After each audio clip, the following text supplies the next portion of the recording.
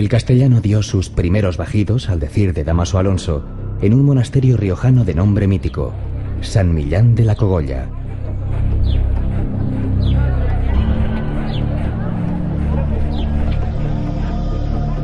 No es casualidad que sucediera en La Rioja, cruce de caminos, lugar de acogida, punto neurálgico de la mitad norte peninsular desde tiempos anteriores a los romanos. Tampoco es casual que ocurriera en San Millán. Sus monjes mantenían enriquecedores intercambios con grupos de mozárabes, cristianos llegados de Al-Ándalus. Allí trabajaban algunos de los más famosos copistas de la época.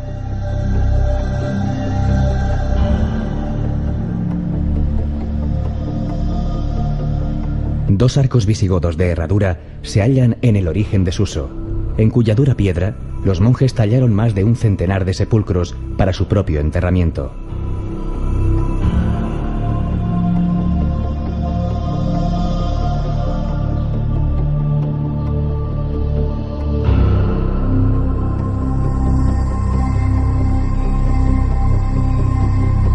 También encontraron aquí su acomodo las tumbas de los 7 infantes de Lara.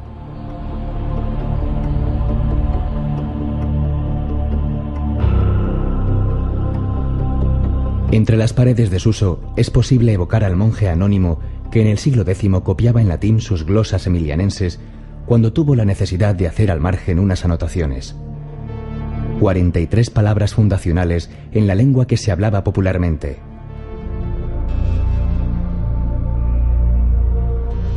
Cono aiutorio de nuestro dueno, dueno Cristo, dueno Salvatore.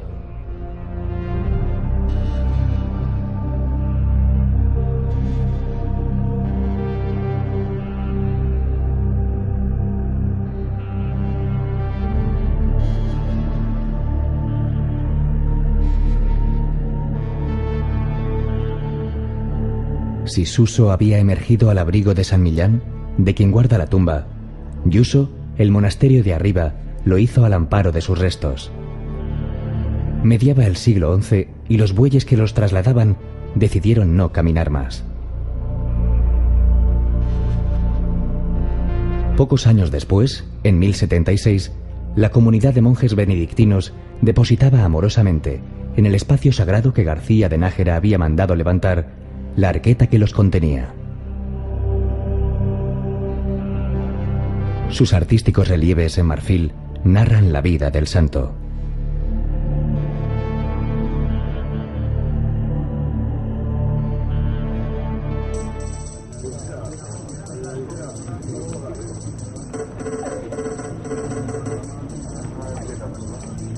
El sábado siguiente a San Antonio de Padua, que es el 13 de junio, una romería compuesta exclusivamente por hombres se dirige a la cueva donde vivió San Millán.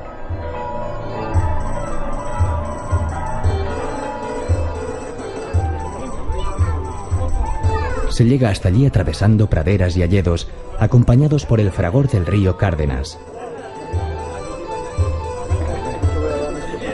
La excluyente participación masculina se explica porque en el siglo XVI subieron hasta la cueva los varones del valle, preocupados por una epidemia que afectaba especialmente a las mujeres. Dos hombres tuvo La Rioja. La devoción al santo y, cómo no, el vino, las canciones y las sólidas viandas son en la actualidad sus hilos conductores.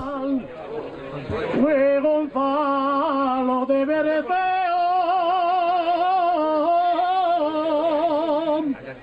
y el glorioso San Millán.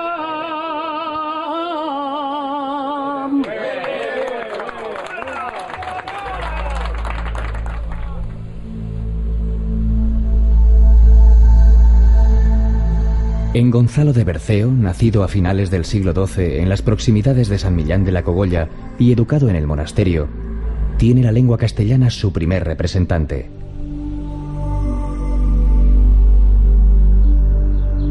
Su magna obra está compuesta por más de 14.000 versos y redactada en cuadernavía, es decir, en versos de 14 sílabas agrupados en estrofas de 4.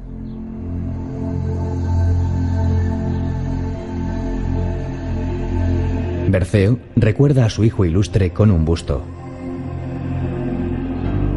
La inmortalidad de su nombre corre pareja con el aire recoleto, casi medieval, que se respira en este valle alto del río Cárdenas, que tanto trabajo cuesta dejar atrás.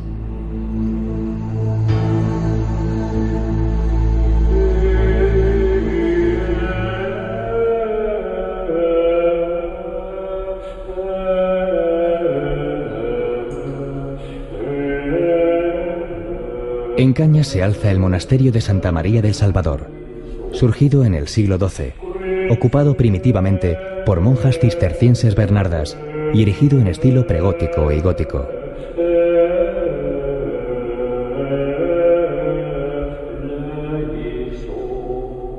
En su iglesia destaca el retablo mayor, obra renacentista atribuida a Guillem de Holanda, y el crucificado de la capilla mayor, expresiva talla gótica.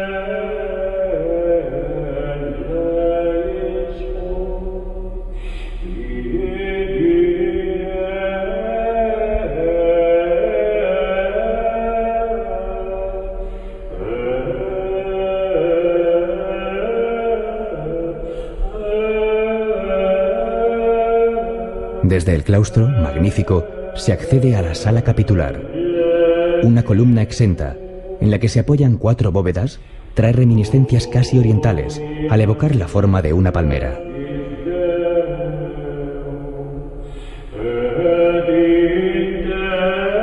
El cenobio femenino, habitado hoy por monjas cistercienses trapenses, acoge el enterramiento gótico de Doña Urraca, su auténtica alma mater.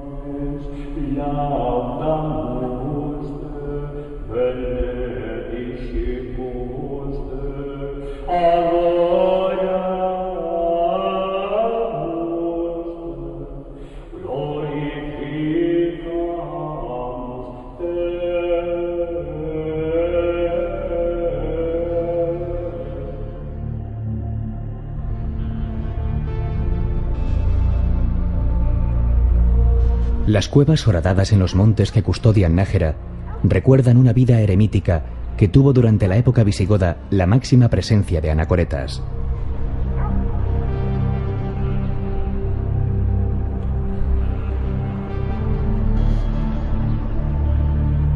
En la iglesia del monasterio de Santa María la Real, un dramático calvario en el que destaca el Cristo gótico corona el retablo mayor barroco, trabajado en nogal bañado en pan de oro. Lo preside una imagen de la Virgen, de finales del siglo XII. En Santa María la Real se combinan gótico, renacimiento y barroco.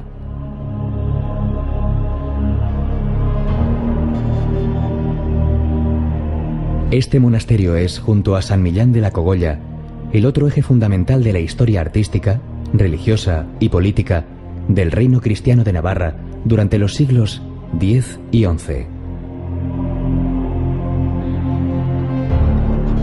El Panteón Real es el segundo de España, después del Escorial, mientras que el Panteón de los Infantes muestra su joya más preciada, el sepulcro en piedra de Doña Blanca de Navarra.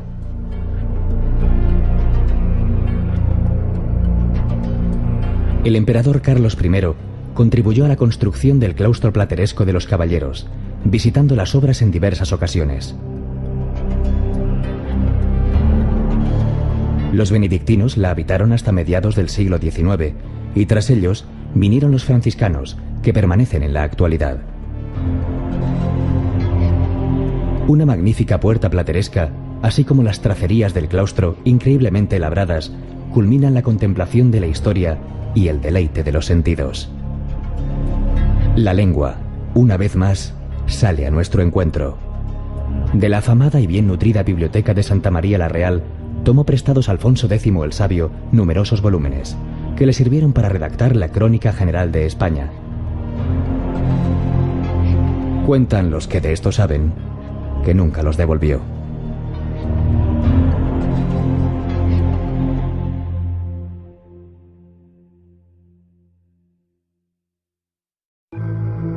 Rioja es sinónimo de vino, de buen vino. Pero el vino, en La Rioja, no tiene que ver solo con la enología, con la artesanía, con la industria, ni siquiera con la cultura. El vino es una manera de entender la vida, una cálida, reconfortante hospitalaria manera de entender la vida.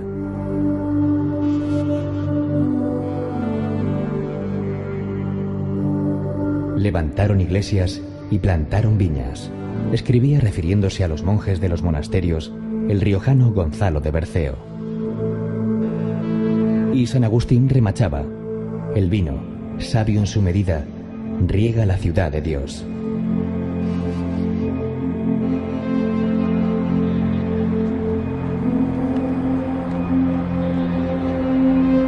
En Briones se alza el Museo de la Cultura del Vino. El recorrido por sus 5 salas de exposición permite una profunda y divertida inmersión en la historia del vino, que es, en cierto sentido, la propia historia de la humanidad. Los utensilios más cotidianos, como vasos, barricas, prensas, botas, sacacorchos o carros, se entremezclan con verdaderas obras de arte. Todo ello bajo la amable supervisión del omnipresente Dios Baco.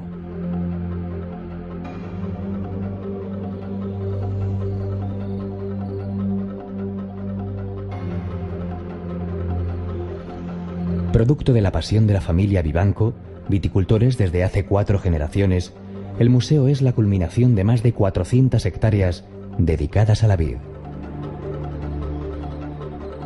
En toda esta cultura vinícola, la bota de piel ocupa un lugar principal. Boteros riojanos elaboran estos recipientes cálidos y moldeables, cercanos y de buen tacto, que para que se conserven bien deben estar permanentemente envinados, es decir, ocupados por buen vino.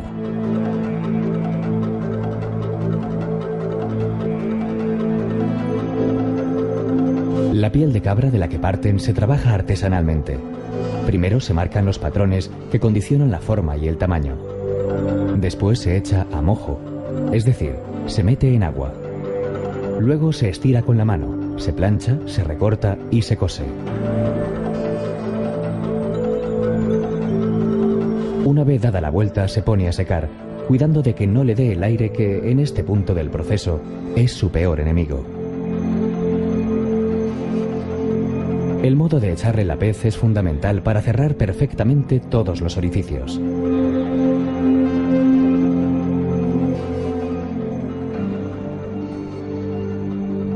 Una vez terminada, la bota debe estar siempre a punto para correr de mano en mano, acompañando unos buenos pimientos, chorizos, picadillo de lomo, pochas a la riojana o, para no salir de los viñedos, unas exquisitas chuletas de cordero al sarmiento.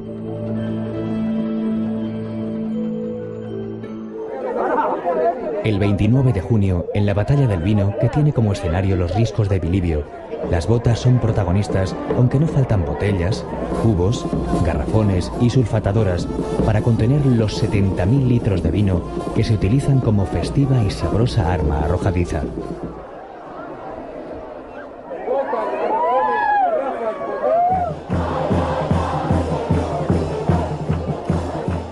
La tonelería es la otra artesanía imprescindible en el proceso del vino. La madera de roble es la materia prima esencial. A sus tablas o duelas se les da una ligera curvatura colocando en la base fondos planos. Para mantenerlas unidas y en la posición correcta se utilizaban unos aros de hierro.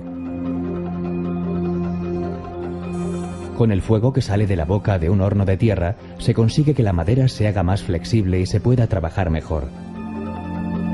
Entonces, mediante un torno, se ejerce presión sobre las duelas, que van ajustándose con arcos o cinchas cada vez más fuertes. Para ayudarse en su tarea, los toneleros cuentan con la azuela, el martillo y su inteligencia.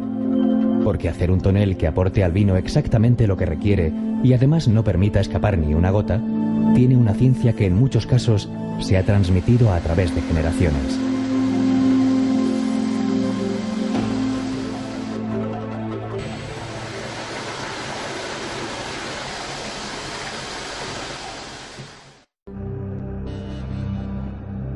Las crónicas hablan de la Tebaida riojana, debido a la intensa vida eremítica que algún día albergó. También hablan de una abadía benedictina medieval.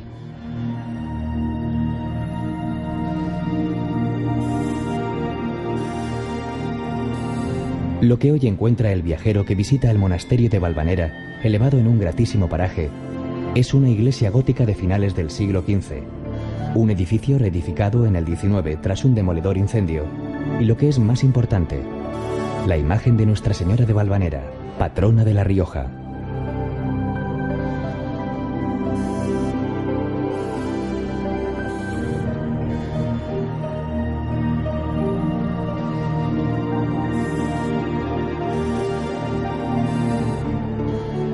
Hasta aquí acuden masivamente los riojanos para venerarla y para disfrutar de hayas, robles, encinas y brezos.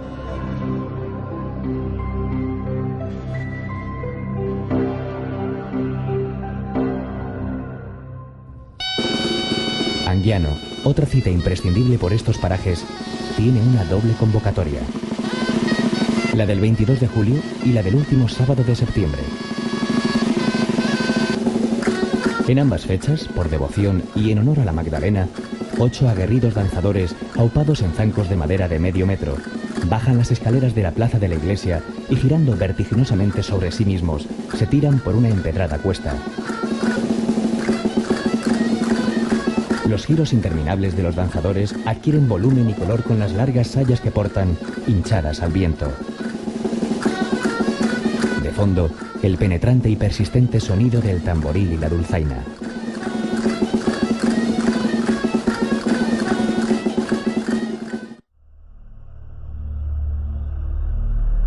El camino de la lengua castellana discurre por estas tierras paralelamente al de Santiago. Ambos confluyen en Burgos.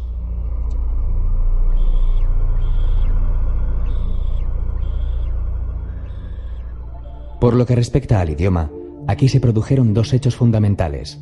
La primera edición, en 1499, de la tragicomedia de Calixto y Melibea, la popular Celestina, y en 1554, la edición de La vida del Lazarillo de Tormes y de sus fortunas y adversidades, el libro fundacional de la picaresca española.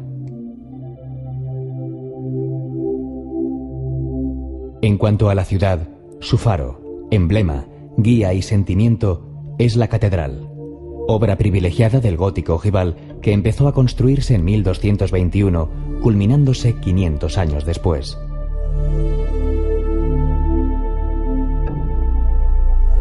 Sus agujas, visibles desde los 4 puntos cardinales, fueron creadas en el siglo XV por Juan de Colonia.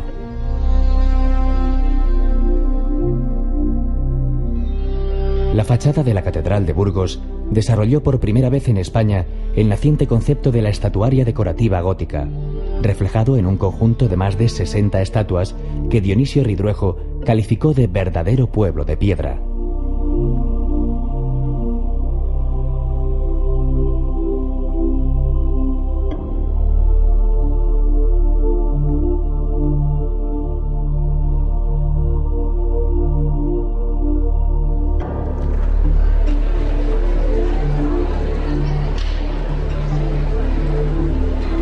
El carácter nutricio de Burgos, una de las despensas de Castilla, se refleja en sus establecimientos comerciales, con suculentos escaparates dedicados al buen comer que por aquí tanto se practica.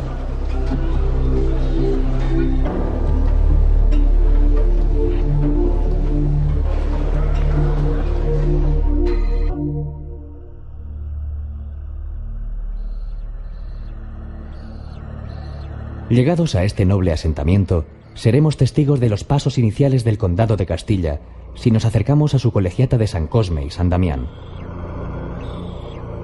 Allí se encuentra la carta fundacional del Infantado de Covarrubias, creado en 978 por el hijo del primer conde independiente de Castilla, Fernán González. En esta misma solemne fábrica gótica del XV reposan los restos de una treintena de históricos personajes. Entre los artífices de los sepulcros figura Diego de Siloé. Y entre los enterrados más famosos, Fernán González y su mujer, Doña Sancha, cuyas tumbas fueron trasladadas hasta aquí a mediados del siglo XIX desde el cercano monasterio de San Pedro de Arlanza, presa ya de la incuria y el abandono.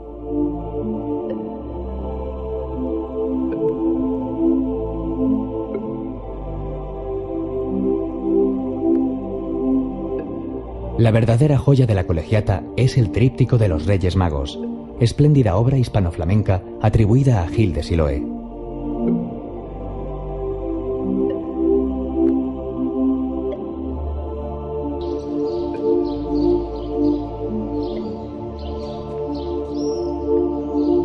arquitectura popular, el entramado de madera de enebro de sus casas, los restos de antiguas murallas, los palacios blasonados y las callejas de estructura medieval hacen más sencilla una evocación que bien puede tener como hilo conductor el poema de Fernán González, escrito por mano anónima en el siglo XIII.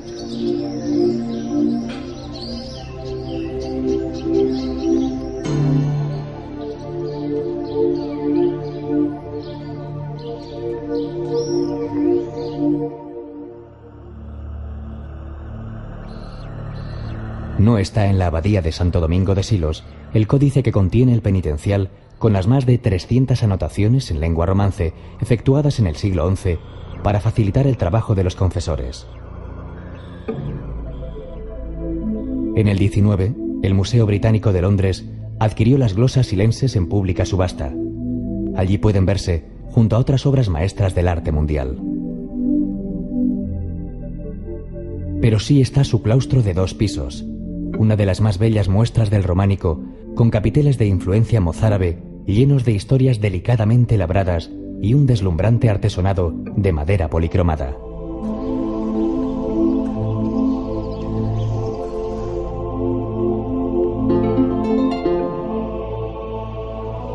Y también está su ciprés más que centenario, que glosara, entre otros, Gerardo Diego. Enhiesto surtidor de sombra y sueño, que acongojas el cielo con tu lanza.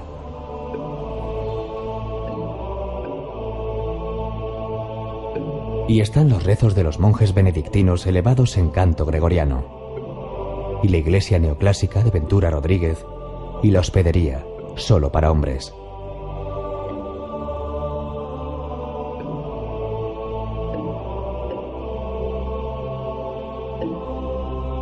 Su magnífica biblioteca contiene incunables y códices en pergamino.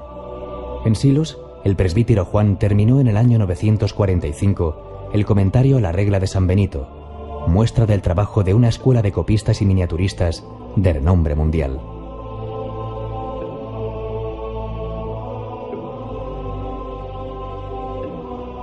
La botica, rebosante de tarros de exquisita cerámica de Manises y Talavera, nació para atender las necesidades tanto de los monjes como de la gente del pueblo.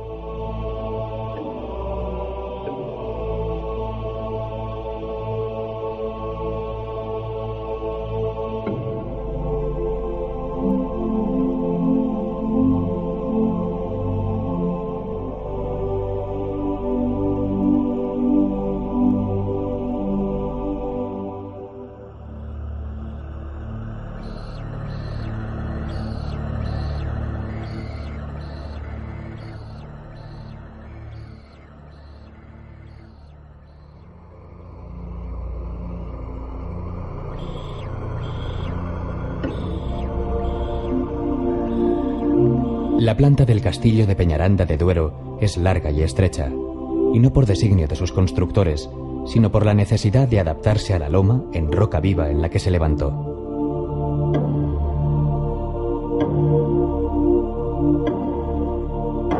Sobre ella emerge, sólida y poderosa, la cuadrada torre del homenaje, dominando el dilatado paisaje castellano que se extiende a sus pies.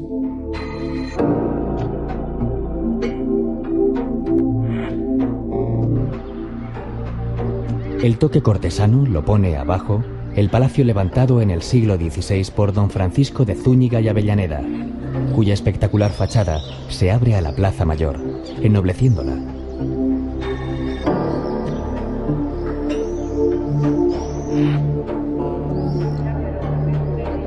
De gran elegancia es el patio interior, renacentista y florido, con doble piso de arcadas, así como su espectacular escalera y los artesonados y yeserías de gusto mudéjar.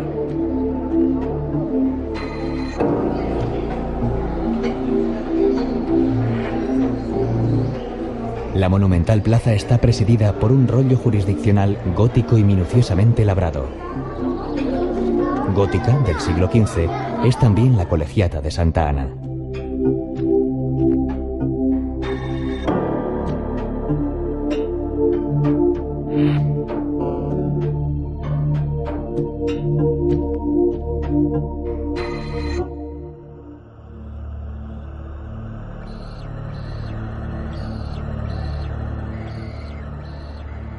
Las piedras originales de la fortaleza que preside Peñafiel, ya en la provincia de Valladolid, se remontan a comienzos del siglo X.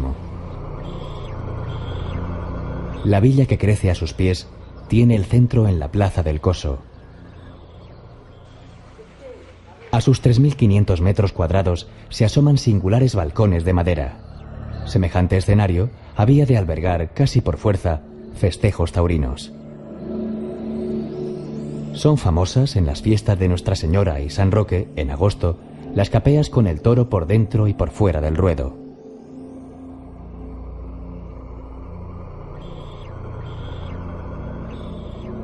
Entre las iglesias de Peñafiel figura la de San Pablo, de tiempos de Alfonso X, llamado muy justamente el Sabio. Su origen guerrero derivó con su sobrino don Juan Manuel en el gótico mudéjar que hoy ostenta. El autor de El Conde Lucanor es el primer prosista castellano con un estilo personal y el primero que se preocupa de que su obra se transmita fielmente, libre de los errores de los copistas.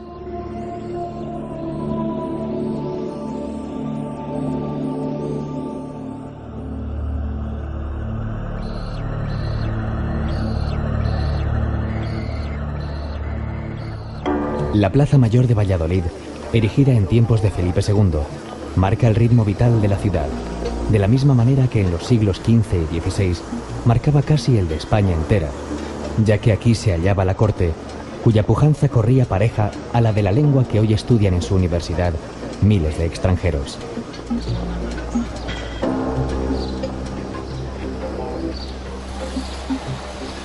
Por lo que al camino de la lengua atañe, aquí vivió Miguel de Cervantes y nació Zorrilla. Su casa familiar, que se conserva prácticamente intacta, recoge muy bien el ambiente burgués y romántico reflejado en muebles, objetos y recuerdos del autor de Don Juan Tenorio.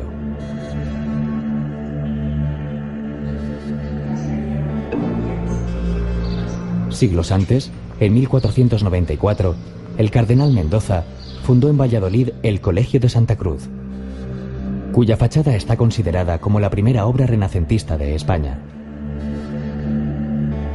El objetivo de este colegio era el de ayudar a los hombres cuya pobre condición económica les impidiera seguir el sueño de dedicarse al cultivo de las letras. Bien podían hacerlo en la esplendorosa biblioteca, en la cual la importancia, el valor y la belleza de los volúmenes corren a la par de la magnificencia del mobiliario y las paredes que los albergan.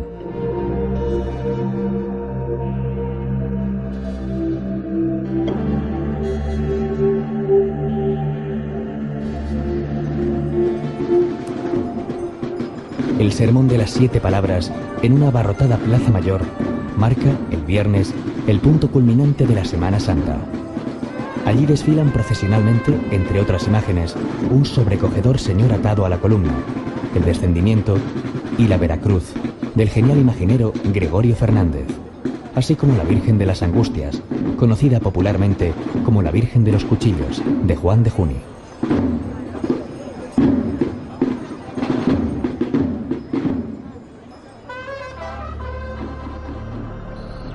Carlos I lo puso en marcha y Felipe II, con la ayuda de su inseparable arquitecto Juan de Herrera, culminó la obra de su padre, convirtiendo el castillo de Simancas en archivo general de la corona. Su medio centenar de salas custodian unos 80.000 legajos.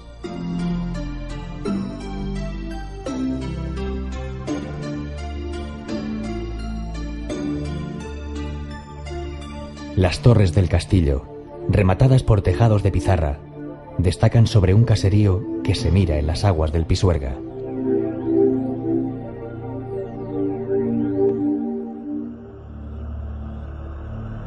El histórico tratado permanece indisolublemente ligado a Tordesillas.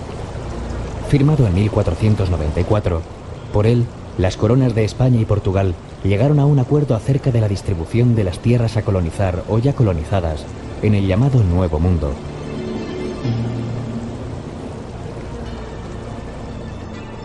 El monasterio de Santa Clara nació en el siglo XIV como palacio del rey Alfonso XI, pero pronto se convirtió por decisión de su hijo Pedro el Cruel en morada de una comunidad religiosa.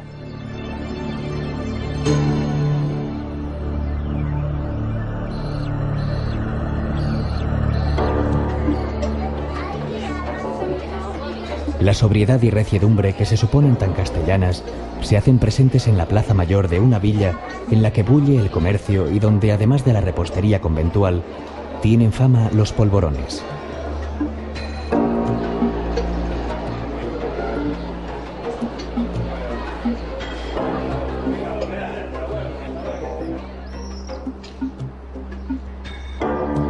En la iglesia Museo de San Antolín se puede ver un espléndido retablo, legado pictórico de Felipe de Mena.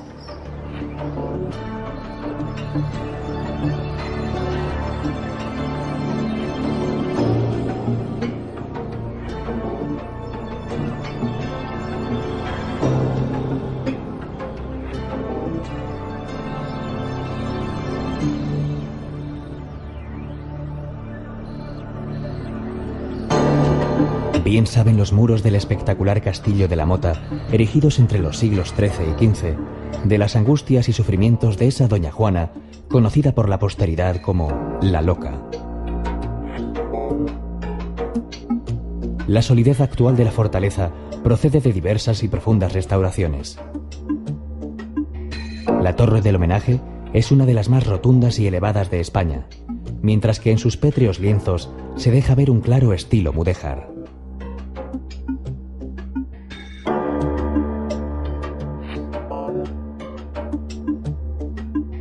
A la Plaza Mayor de Medina, escenario de ferias, mercados, transacciones y vida, se asoma la restaurada colegiata de San Antolín. En su fachada se abre un balconcillo plateresco desde el que el sacerdote oficiaba la misa, de modo que los mercaderes pudieran el domingo cumplir con la devoción sin desatender la obligación.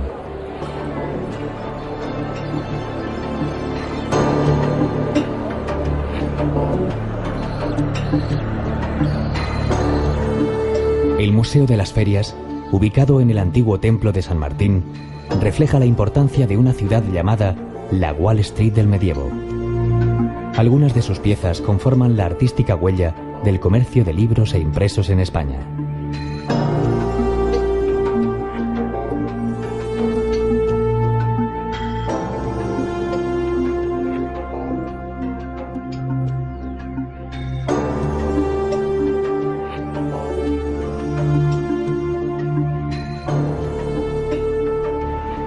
A orillas del Tormes, con el perfil urbano dominado por las siluetas de sus dos catedrales, Salamanca enhechiza la voluntad de volver a ella. Así lo sentía Cervantes, y así lo sienten siglos después todos los que de la apacibilidad de su vivienda han gustado.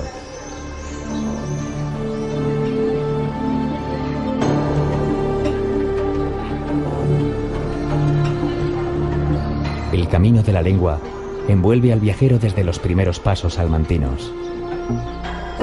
En el puente romano del siglo I hay un berraco. Allí le dijo su amo al lazarillo: coloca la oreja junto al toro y escucharás el agua pasar, propinándole seguidamente un soberano coscorrón.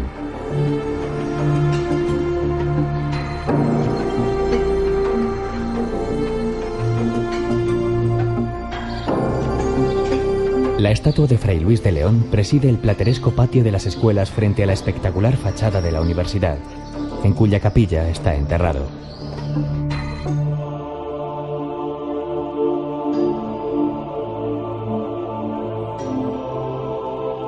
Por sus aulas transitaron San Juan de la Cruz, Góngora y Miguel de Unamuno, rector en tiempos difíciles del pasado siglo XX.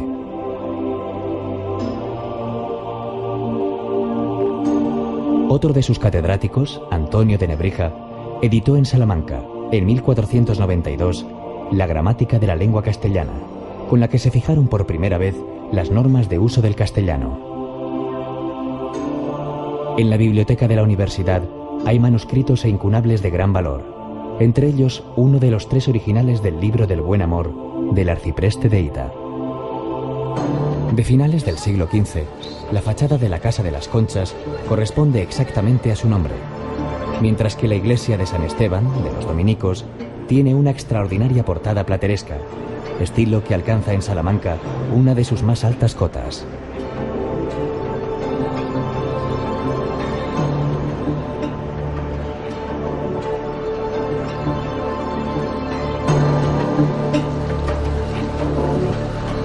El barroco se impone en el claustro de la clerecía, prolongándose en la Plaza Mayor, trazada por Churriguera en el siglo XVIII.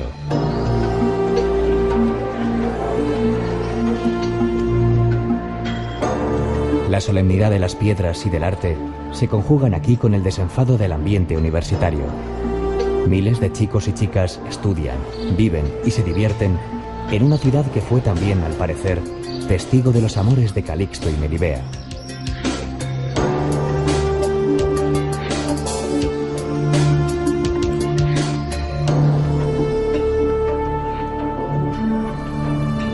El camino de la lengua se despide así entre fuentes, árboles, bancos, rincones y parterres, custodiado por la antigua muralla y sobrevolado por las torres de las catedrales.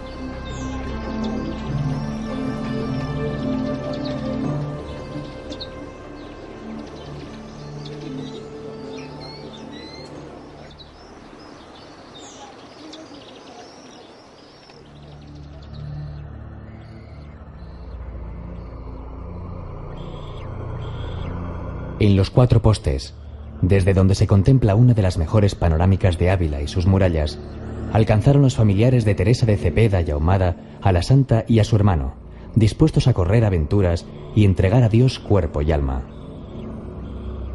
Ese carácter decidido y apasionado la acompañó durante toda la vida, parte de la cual discurrió en la ciudad de su nacimiento.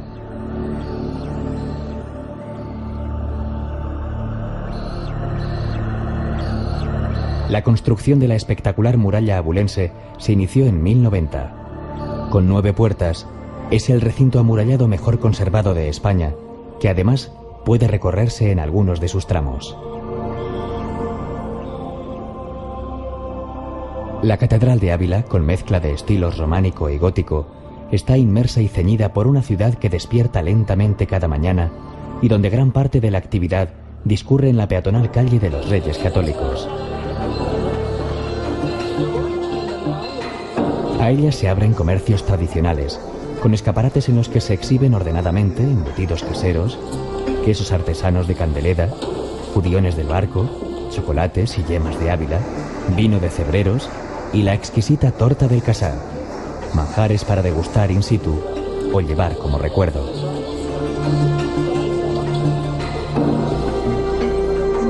El viernes es un día especialmente recomendable para este cometido, ya que se monta un popular y suculento mercado de frutas, verduras y hortalizas.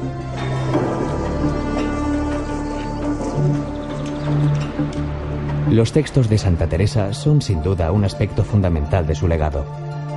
Por algo es la patrona de quienes escriben en castellano.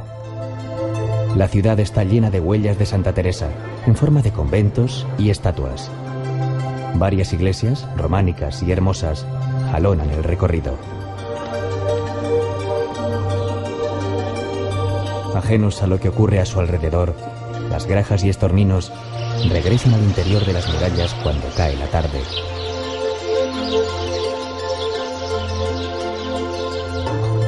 Todas estas piedras y otras monumentalmente dispuestas se vivifican en Ávila, donde el pasado, la historia, las leyendas y el arte toman así cuerpo ante los asombrados ojos de miles de espectadores.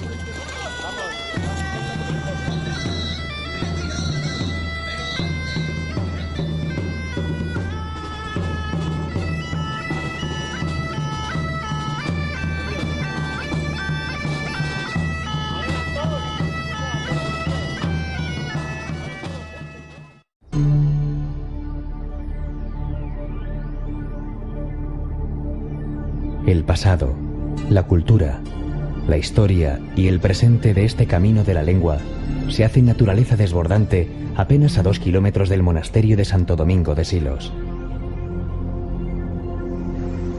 Es el desfiladero de la Yecla, garganta excavada en la roca caliza de las peñas de Cervera por los efectos de la erosión. Allá, al fondo, discurre un arroyo llamado Cauce, afluente de un río llamado Mataviejas. Los topónimos en castellano no pueden ser a veces más expresivos. Su angostura se lo pone difícil a los rayos del sol. La mano del hombre, sin embargo, se lo ha puesto fácil a los visitantes actuales, que pueden conocer el profundo Tajo gracias a una estrecha plataforma.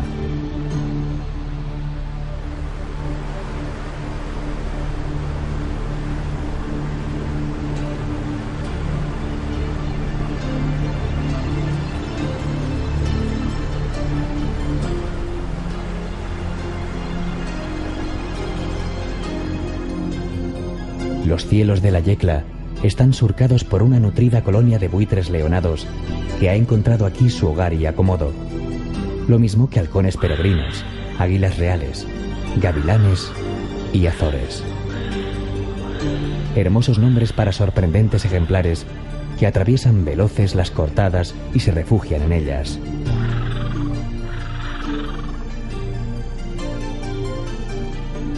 Los sabinares de la Arlanza, compuestos por árboles más que centenarios, impresionantes en su resistencia y fortaleza, figuran entre los más extensos y mejor conservados del mundo.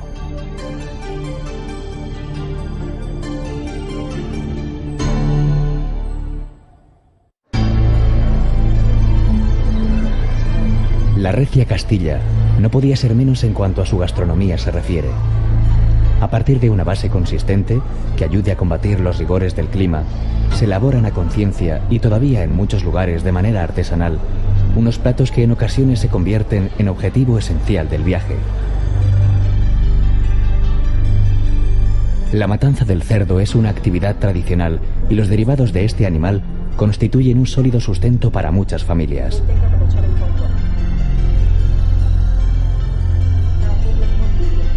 Las célebres morcillas de Burgos son un souvenir gastronómico imprescindible, así como el queso de Burgos, de oveja, fresco, blanco y sin corteza.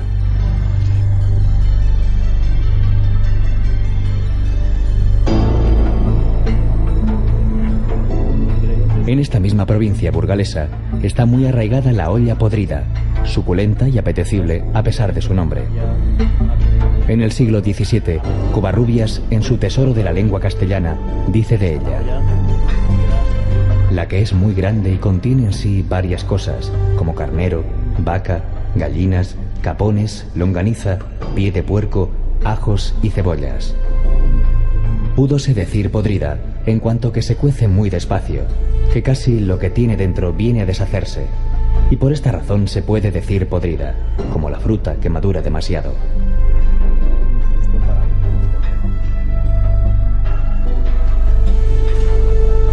La sopa castellana sirve en muchos sitios como sólida introducción. Primer plato también, y en algunos casos único, son las blancas y tersas judías del Barco de Ávila.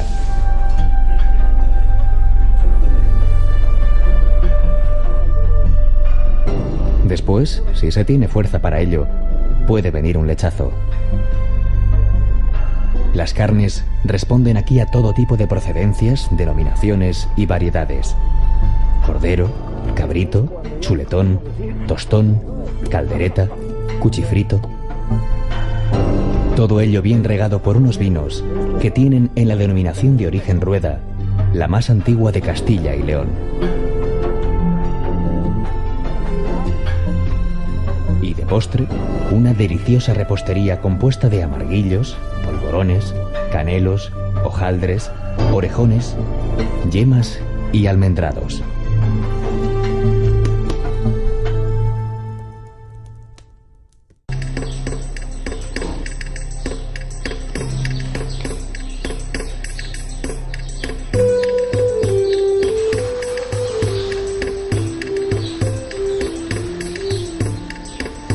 Mucho han cambiado los tiempos, por fortuna, para la artesanía.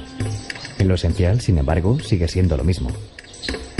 Manos llenas de sabiduría que elaboran pacientemente objetos hermosos y útiles, generalmente con materias primas de la zona.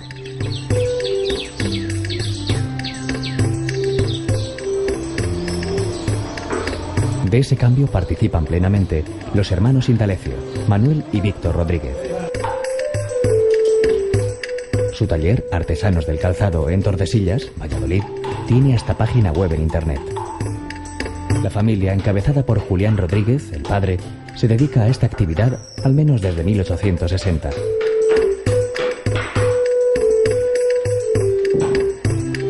fabrican el calzado por encargo, generalmente con piel de ternera.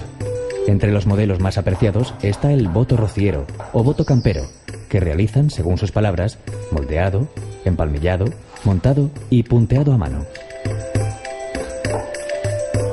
Todo con cabo, dado de pez y cera virgen, que proporcionan una gran flexibilidad, comodidad e impermeabilidad.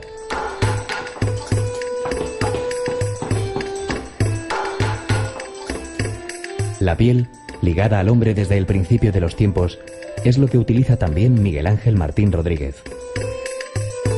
Su taller de repujado se encuentra en Aranda de Duero, Burgos.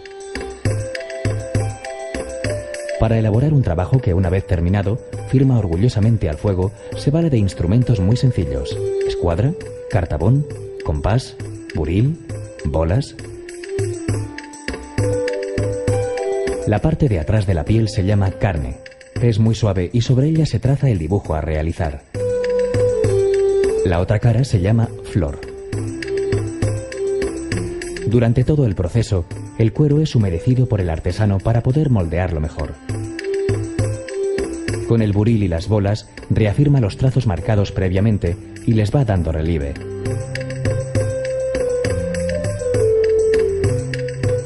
Una vez terminado, se pinta con anilinas. Estos repujados en cuero ennoblecen todo tipo de piezas, muchas de ellas destinadas a la decoración.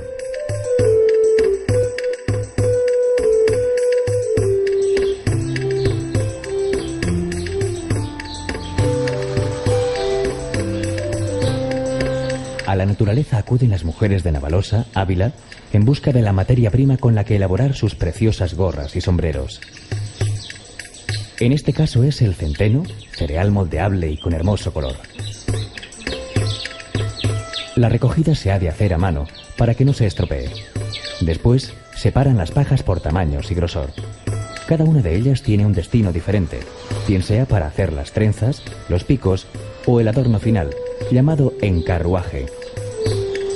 Muchas de estas mujeres aprendieron en su niñez, a menudo ligada a las labores del pastoreo. Los largos días se hacían más llevaderos mientras trenzaban gorras para protegerse del sol. En la artesanía el sentido utilitario no está reñido con la belleza, lo que explica que muchos de estos objetos, como las gorras y sombreros de Navalosa, perduren con el correr de los tiempos.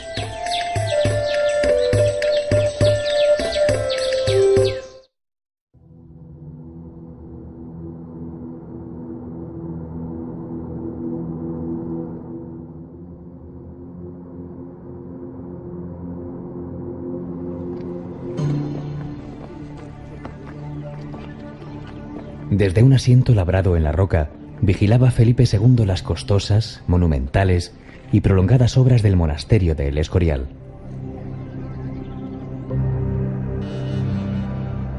Quienes hasta allí llegan ahora, contemplan una espectacular vista del monte Abantos, el pueblo y el monasterio.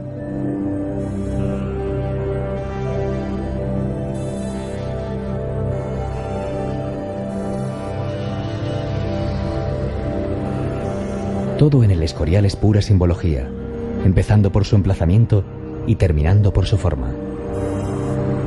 Para el catedrático de la Universidad Complutense José Luis Avellán, el monasterio se concibió como un microcosmos que era al mismo tiempo templo, palacio, convento, colegio y biblioteca.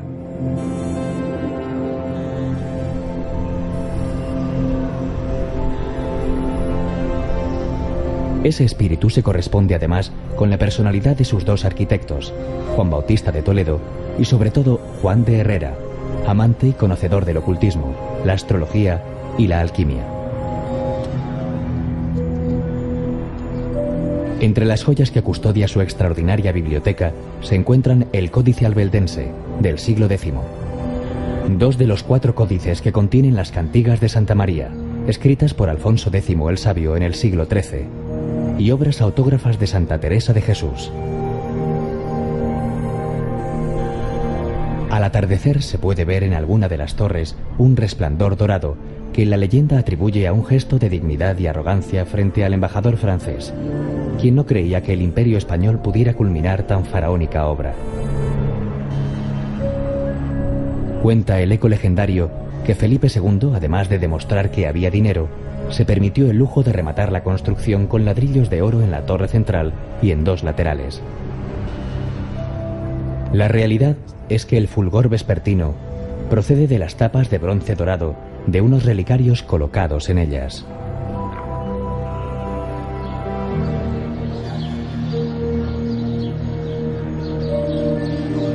El pueblo, San Lorenzo de El Escorial, se separó del Real Sitio en 1793. El ambiente de esta localidad serrana es agradable y elegante, marcado por sólidas construcciones, casonas nobles, palacios y plazas.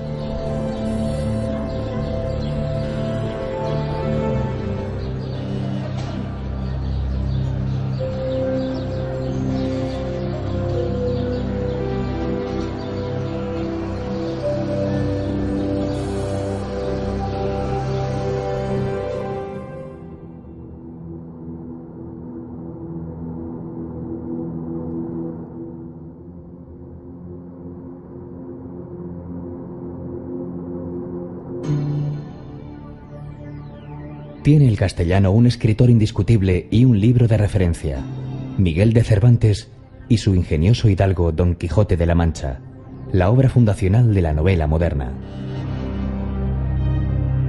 El camino del castellano ha de recalar por fuerza en Alcalá de Henares, donde en 1547 vio la luz el llamado Príncipe de los Ingenios. Aquí se conserva la casa natal, convertida en museo, que alberga una magnífica colección de ediciones cervantinas.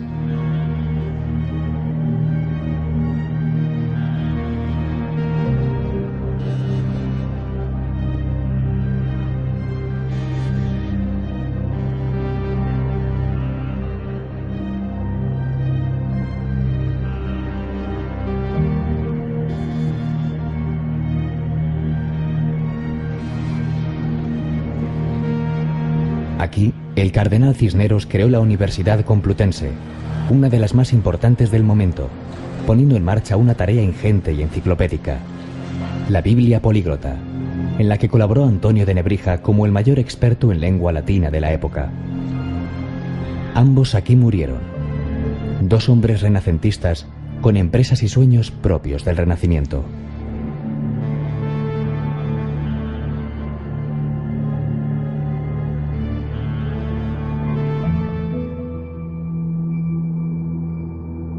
Madrid es una ciudad viva y desbordante, hospitalaria, mestiza y llena de luz.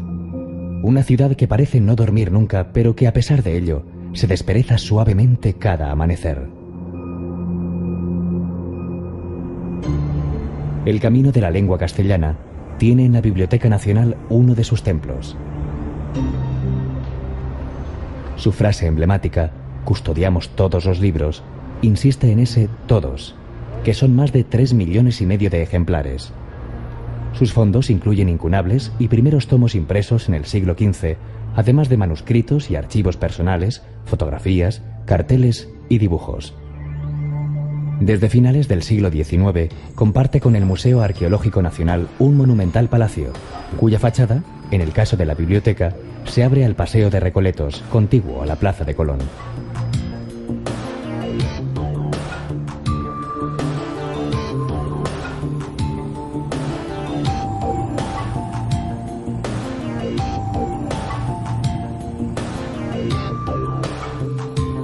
El Madrid de la lengua, del idioma, tiene en el barrio de las letras su lado más castizo y popular.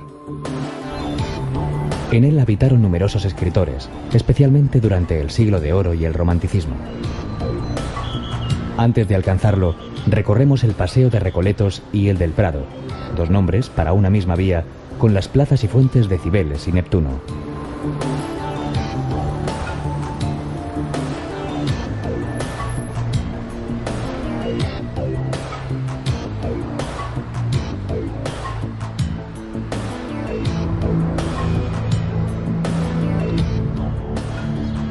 En esta zona, la más elegante de la ciudad, dejaron su sello el rey Carlos III y sus arquitectos favoritos, Sabatini, Villanueva y Ventura Rodríguez.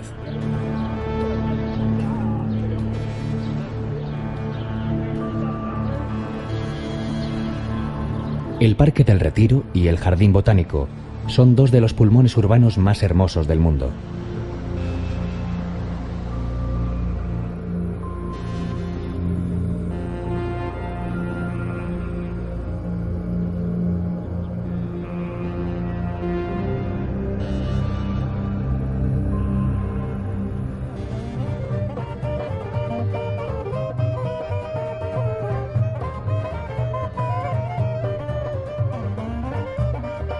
El Retiro se convierte cada primavera en escenario de una multitudinaria feria del libro.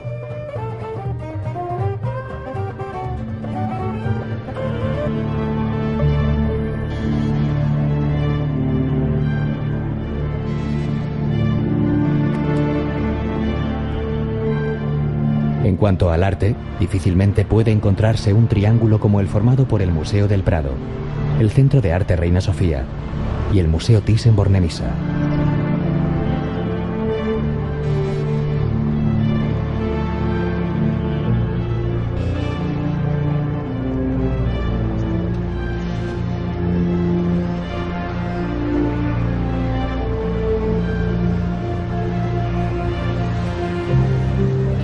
En la imprenta de Juan de la Cuesta se llevó a cabo en 1605 la primera edición de la primera parte del Quijote, custodiada en la Biblioteca Nacional. El barrio de las Letras conserva las huellas de numerosos escritores y de sus obras. Muchas de sus calles son peatonales.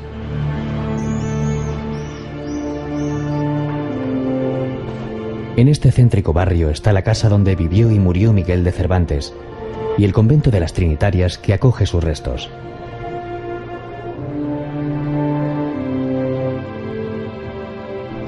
También la vivienda que alojó a Lope de Vega, enterrado en la iglesia de San Sebastián.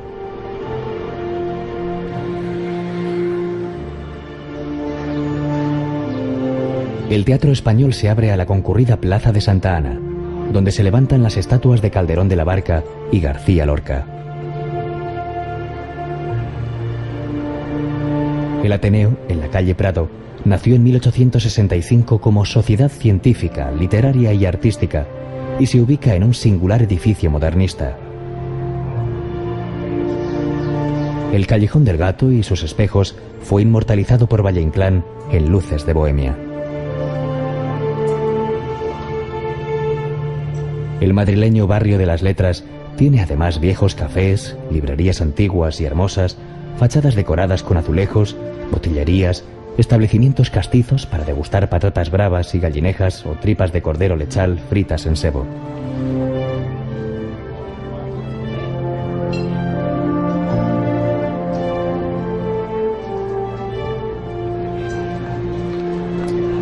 Y en el suelo, una sucesión de placas que reproducen frases de muchos de los escritores que nos han acompañado a lo largo de esta ruta de la lengua castellana.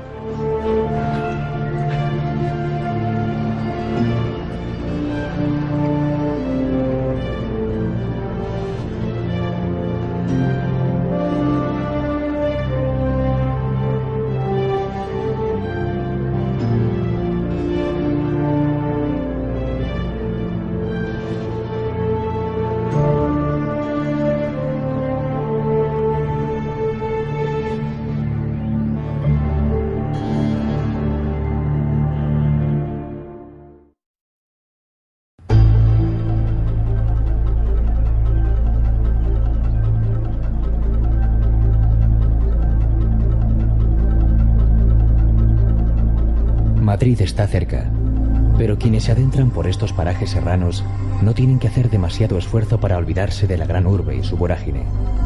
La paz, el silencio, la naturaleza envolvente, el aire puro y la arquitectura popular caracterizan estos pueblos del norte de la Comunidad madrileña. Esta Sierra del Rincón declarada por la UNESCO Reserva de la Biosfera.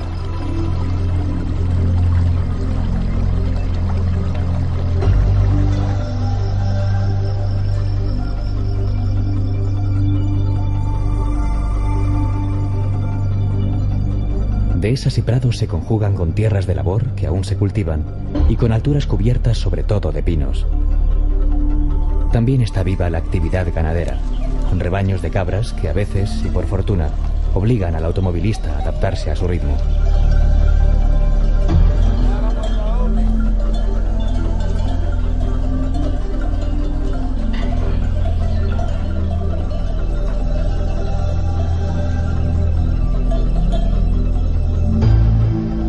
Los pueblos, en general, son de menos de 100 habitantes y en sus callejuelas estrechas y empinadas, la vida discurre apaciblemente, como si de un paseo se tratara.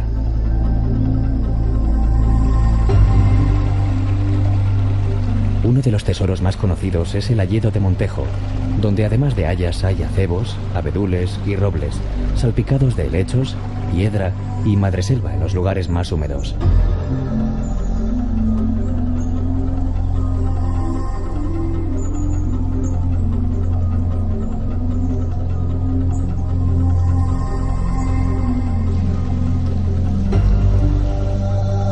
Se puede recorrer en compañía de un guía por una senda que a tramos discurre junto al cauce del río Jarama.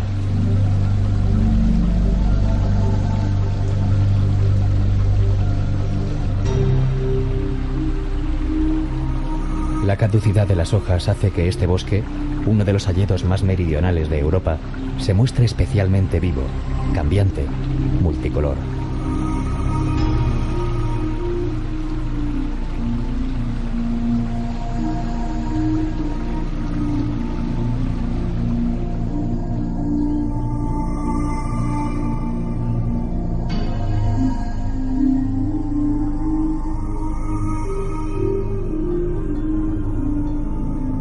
En Montejo de la Sierra, el agua, fresca y pura como corresponde a un pueblo de montaña, mana de una fuente de 3 caños en la Plaza Mayor.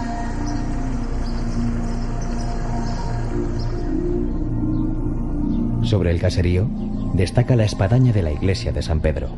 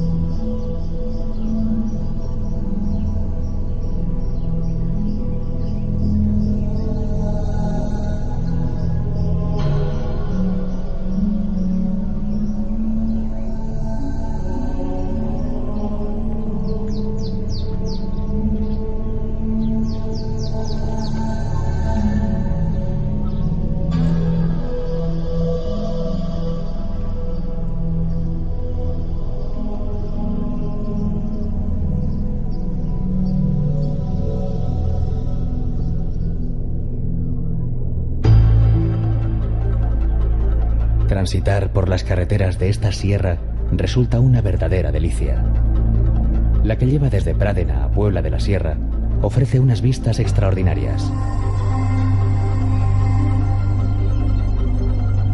Al llegar, tejados de color rojo y la iglesia de la Purísima Concepción nos dan la bienvenida.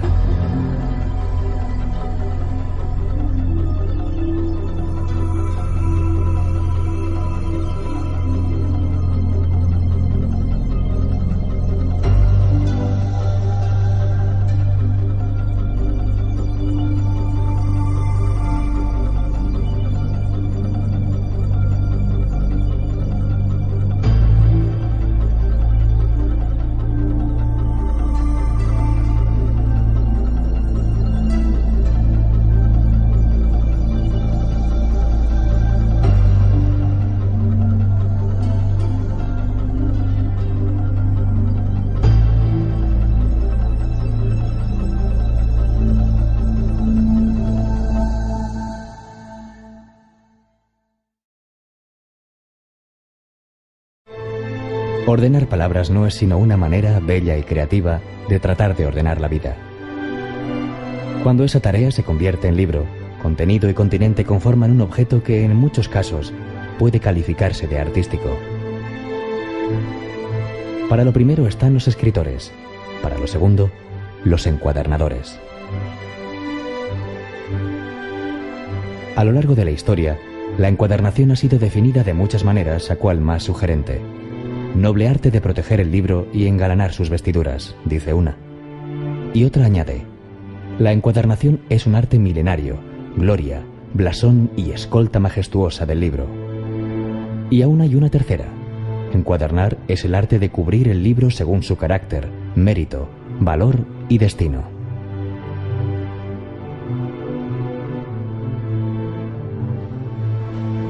Entre los nombres unánimemente reconocidos figura el de Antolín Palomino, definido por sus colegas como romántico, cariñosísimo y poco sujeto a horarios. Palomino cerró su taller a finales de los años 70 del pasado siglo.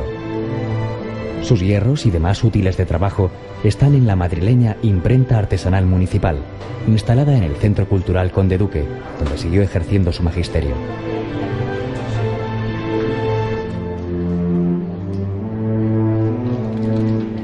Plegar, alzar, coser, enlomar, encartonar, biselar, bruñir, dorar, jaspear, estampar. Esas son algunas de las tareas de hermoso nombre de los encuadernadores. Parece como si el oficio quisiera ponerse a la altura de la materia que trata. ¿Quién se resiste ante un libro encuadernado en marroquí negro, lomo con 10 nervios de clavo y entrenervios con dobles filetes dorados, guardas de seda roja y contratapas de ante negro?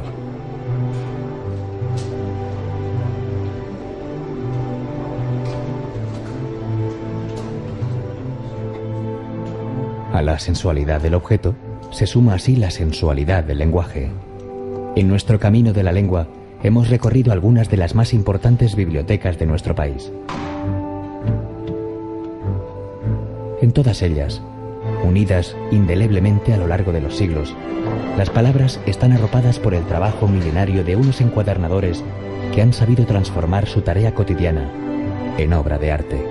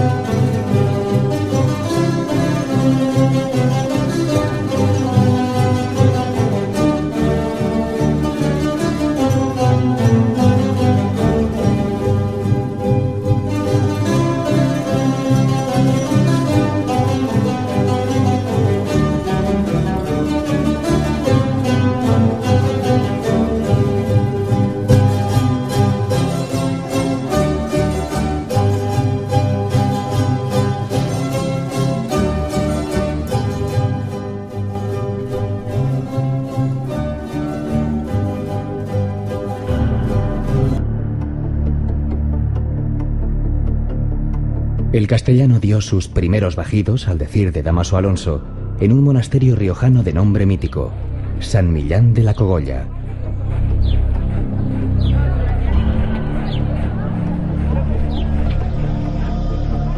No es casualidad que sucediera en La Rioja, cruce de caminos, lugar de acogida, punto neurálgico de la mitad norte peninsular desde tiempos anteriores a los romanos.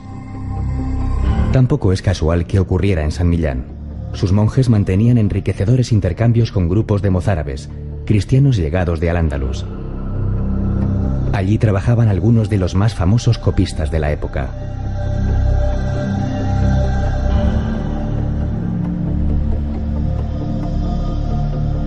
Dos arcos visigodos de herradura se hallan en el origen de Suso, en cuya dura piedra los monjes tallaron más de un centenar de sepulcros para su propio enterramiento.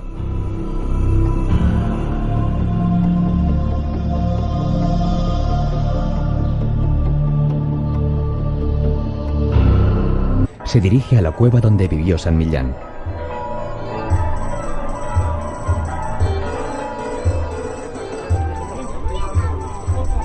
Se llega hasta allí atravesando praderas y hayedos, acompañados por el fragor del río Cárdenas.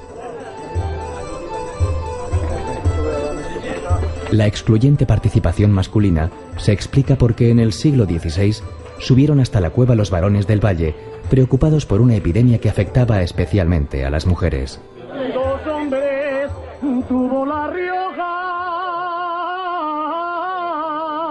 La devoción al santo y, cómo no, el vino, las canciones y las sólidas viandas son en la actualidad sus hilos conductores. Fue Gonzalo de Berceo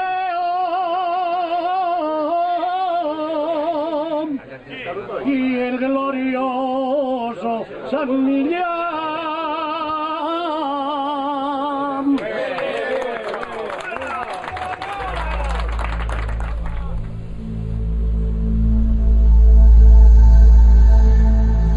En Gonzalo de Berceo, nacido a finales del siglo XII en las proximidades de San Millán de la Cogolla y educado en el monasterio, tiene la lengua castellana su primer representante.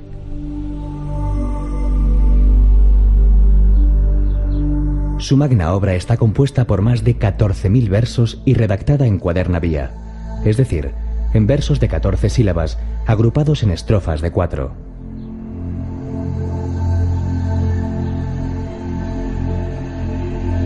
Berceo recuerda a su hijo ilustre con un busto. La inmortalidad de su nombre corre pareja con el aire recoleto, casi medieval, que se respira en este valle alto del río Cárdenas, que tanto trabajo cuesta dejar atrás.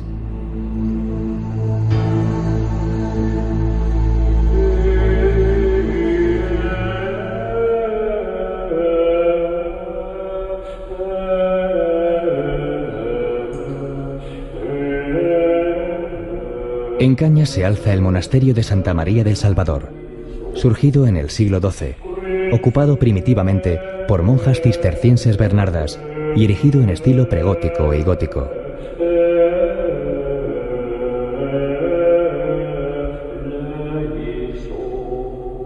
En su iglesia destaca el retablo mayor, obra renacentista atribuida a Guillem de Holanda, y el crucificado de la capilla mayor, expresiva talla gótica.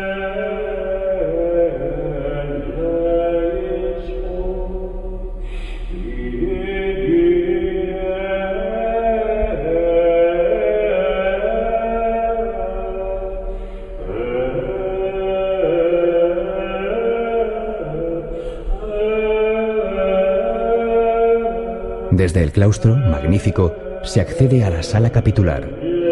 Una columna exenta, en la que se apoyan 4 bóvedas, trae reminiscencias casi orientales, al evocar la forma de una palmera.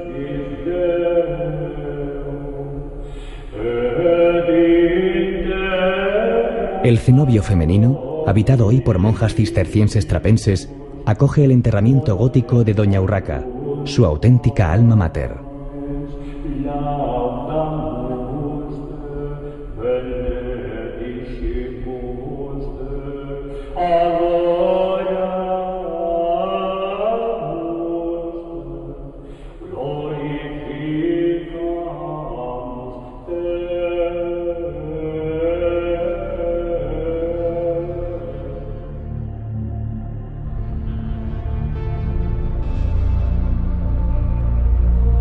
Las cuevas horadadas en los montes que custodian Nájera recuerdan una vida eremítica.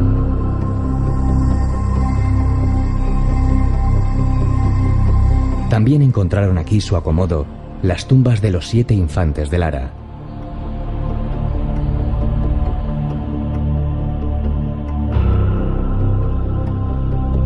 Entre las paredes de Suso es posible evocar al monje anónimo que en el siglo X copiaba en latín sus glosas emilianenses cuando tuvo la necesidad de hacer al margen unas anotaciones. 43 palabras fundacionales en la lengua que se hablaba popularmente.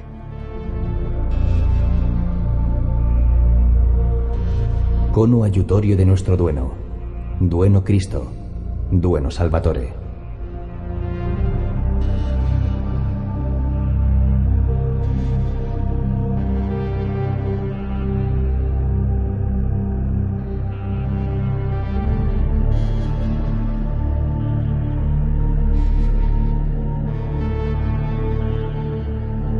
Si Suso había emergido al abrigo de San Millán, de quien guarda la tumba, Yuso, el monasterio de arriba, lo hizo al amparo de sus restos.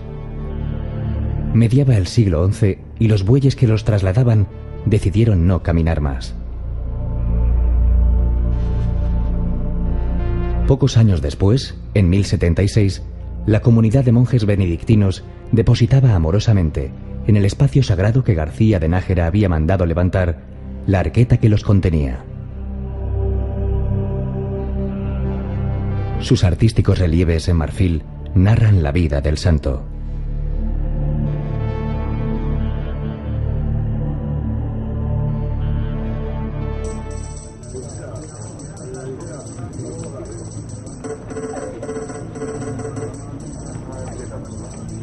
El sábado siguiente a San Antonio de Padua, que es el 13 de junio, una romería compuesta exclusivamente por hombres que tuvo durante la época visigoda la máxima presencia de anacoretas.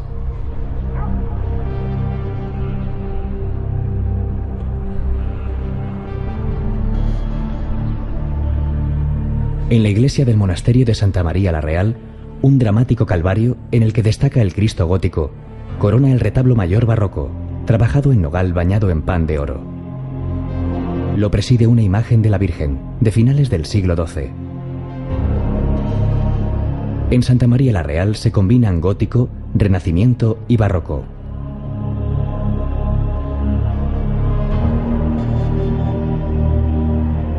Este monasterio es, junto a San Millán de la Cogolla, el otro eje fundamental de la historia artística, religiosa y política del reino cristiano de Navarra durante los siglos X y XI.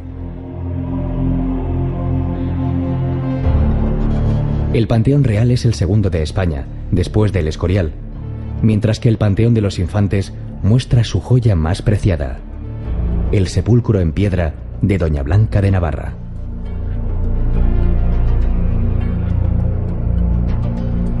El emperador Carlos I contribuyó a la construcción del claustro plateresco de los Caballeros, visitando las obras en diversas ocasiones.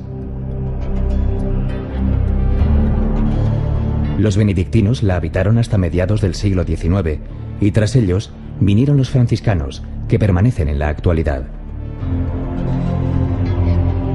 Una magnífica puerta plateresca, así como las tracerías del claustro increíblemente labradas, culminan la contemplación de la historia y el deleite de los sentidos. La lengua, una vez más, sale a nuestro encuentro. De la afamada y bien nutrida biblioteca de Santa María la Real, tomó prestados Alfonso X el Sabio numerosos volúmenes, que le sirvieron para redactar la Crónica General